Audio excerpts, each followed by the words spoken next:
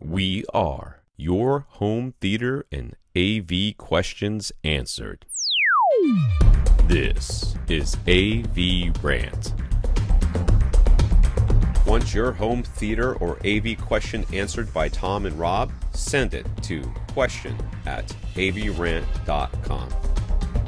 Welcome to AVRant. I'm Tom Andry, and I'm here with Rob H. Justin Not Bieber on Facebook.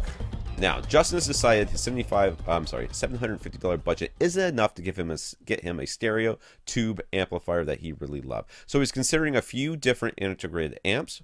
He's got the Emotiva TA-100, which is $400. The Peachtree Deco 65, which is $800. The Riga Brio R, it says almost $1,000, and the PS Audio Sprout, which is $500. Any of these stick out, good or bad? Yeah, the Emotiva sticks out as being the best value.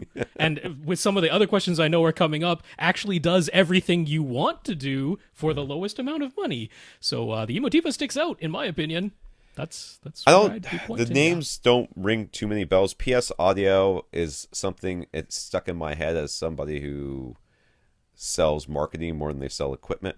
I don't know if that's true or not, but the Peachtree is a Class D amplifier. Theirs.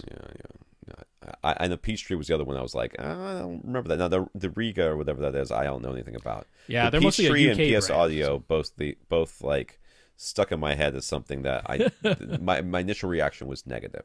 And of course, Emotiva is going to be positive because I rarely have a bad experience with them. So ideally, his choice would have a good headphone amplifier in it, as well as plus a phono input. Since he likes to switch speakers quite often, he should be able to drive just about anything, although never all that loud. Does that make one of those choices stick out as the best option? Yeah, the Emotiva. Yeah, the Emotiva.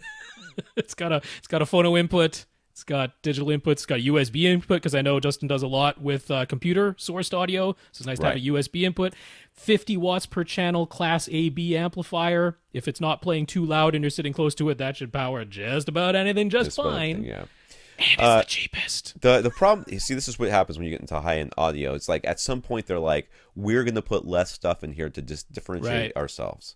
And when that's fine if you're a high-end user and like to fiddle with your gear and don't mind, that all these whippersnappers are using computers and you haven't upgraded past your flip phone yet.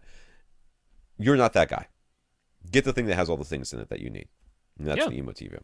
So he says the Emotiva only I'm going to stop there for a second. Only specs the speaker outputs from 20 hertz to 20 kilohertz. Now, I will say that those are only the hertzes that you can hear. But go on.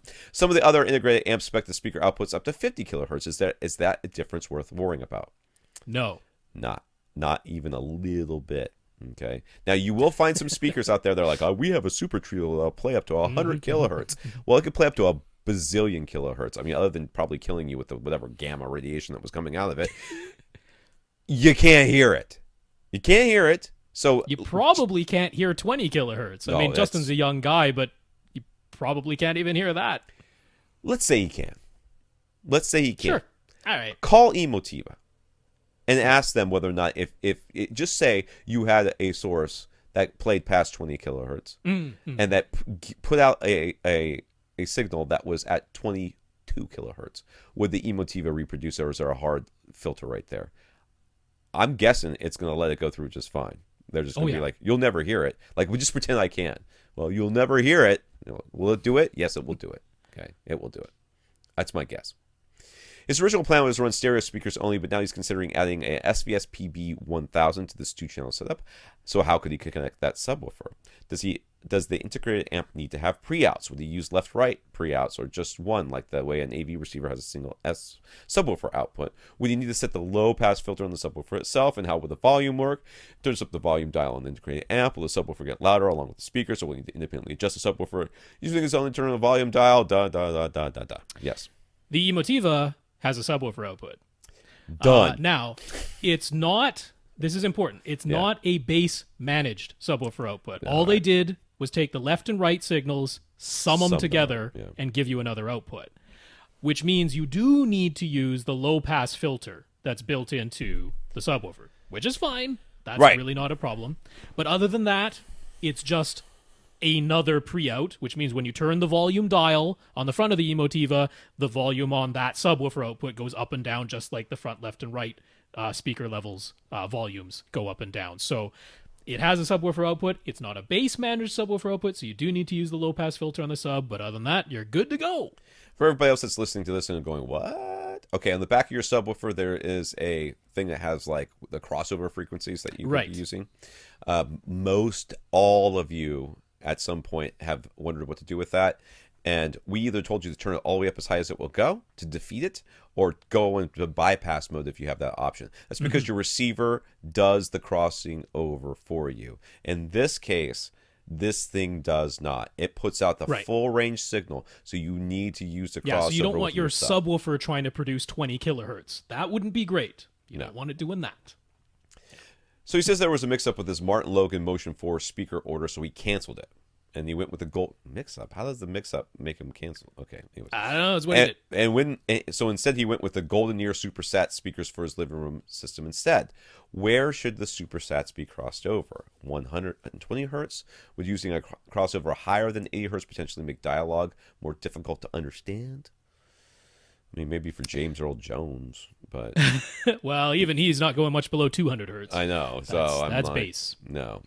Bass. How low can you go? About 200 hertz for James Earl Jones. Yeah, so you could look at the speaker specs. They'll tell you where you should cross them over, and then use your own ears. Start there. Adjust the crossover down a little bit.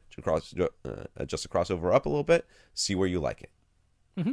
But yeah, in general, about 120 hertz is good for those SuperSats. They play down to about 100 hertz, but you don't want to cross them over right where they are falling off, right? You want to give a little bit of headroom. So yeah, about 120 hertz works really nicely. Works really well for the Revlon wall speakers too. About 120 hertz. So he's getting some pushback, I'm guessing, from the spouse about potentially having 3 subwoofers in the living room. So duals for the surround sound system and a single for the 2-channel system only system. So is there a way for just the dual subwoofers to play double duty? Not easily and conveniently. Yeah, I mean, physically, yes, but it's theoretically possible. Yeah. I mean, once again, going back to that Emotiva, it actually has 2 summed outputs. Yeah. So there's no reason why you couldn't physically, so what you could do is you take the 2 subwoofer outputs from your AV receiver for your surround sound system, and these being SVS subwoofers, they have left and right inputs. Right? Now, it doesn't matter because they're getting a mono signal in either case. So you could connect the subwoofer outputs from your surround sound AV receiver to 1 input each on the back of your subs, then connect the subwoofer outputs from the Emotiva integrated amp to the other inputs on the SVS subs. And as long as you don't have, well, even if you did have both going, they'd mix together and it would sound crazy weird, but you're not going to damage anything. Yeah. But, assuming you're using one or the other, it could, but the problem is the you volume. would have to separately level match. Yeah, the volume. You're sitting in a completely different place. So every time you switch from your headphone or your other system to this system, you would have to re-level match your subwoofers every single time. Plus, with the Emotiva, you'd want the low-pass filters activated. With the surround sound system, you wouldn't. Exactly. So that's a lot of changes you'd have to make on the dual subwoofers every time you want to switch. It's fix this problem using the headphone output of your AV receiver and not having this other system. But yeah, there's no really easy way to make this happen. It can be done. Yeah, physically it can be done. It's just not terribly convenient. It would make it so that you would never want to do it, though. Nah. I mean, basically, is what it would come down to. So he says he'll likely end up using using headphones fairly often while watching TV. He preferred not to have a long headphone cord going from his seat to the front of the room. Could he maybe attach a wireless stereo transmitter to the Zone 2 outputs of his slimline Marantz receiver, then have the wireless receiver attached to a headphone amplifier that he could put on his end table, and how much would that degrade his sound quality? Well, there's plenty of wireless headphones you can purchase to do this with. They have none of which I think are stellar. No, none of them are all that good, but it would solve this little problem here. So can it be done? Absolutely can be done. Now, it can be done. And the way he's proposing could work as well. The only limitation being every single one of your sources would need to have a stereo audio connection. Yes. Because for your surround sound, you're going to be feeding that via HDMI, I assume. But when you want to use the Zone 2 output, you have to go to a stereo audio connection to do that with the Slimline Marantz receivers. So, I mean, again, that's not like maybe there's only two sources you'll ever use with the headphones primarily. So that's not the end of the world. That can totally be done. Yeah. But that's just something to be aware of. But what he's proposing can work. And if you're using, like, say, the Outlaw wireless transmitter, the Outlaw stereo wireless, or the Audio Engine stereo wireless transmitter, they work pretty darn well. They really do. So, and as far as degrading the audio quality, that I wouldn't be too concerned about. I mean, you should get CD quality out of these wireless solutions that are out there. It's not. I mean, you get HD quality TV broadcasts over the air. There's no reason to think that you can't get CD quality music broadcasts from a device in your house. So I wouldn't worry too much about that. Can this be done? Yes. The subwoofer thing? Not really. All right.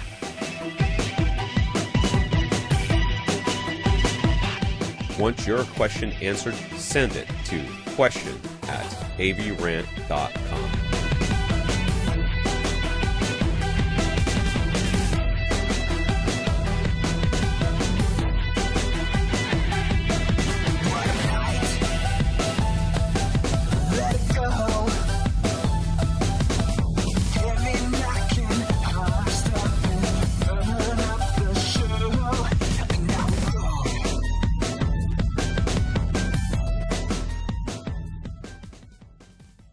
This is AVRant. Now go out and listen to something.